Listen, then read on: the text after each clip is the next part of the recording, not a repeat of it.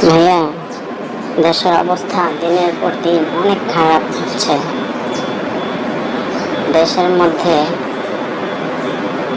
অনেক জায়গার মধ্যে অনেক দুর্ঘটনা ঘটছে। বিশেষ করে রাতে যারা ট্রেন বাসে জার্নি করছে তাদের তো জীবনের ঝুঁকি নিয়ে জার্নি করতে হচ্ছে। ট্রেনে বাসে হঠাৎ করেই ডাকাত দলের আক্রমণ ঘটে।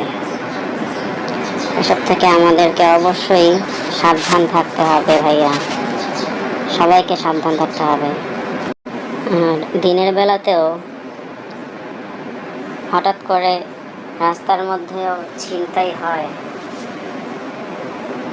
দিনের বেলাও সবাইকে সাবধান থাকতে হবে, সবাইকে সচেতন থাকতে হবে, দেশের মানুষকে সচেতন থাকতে হবে।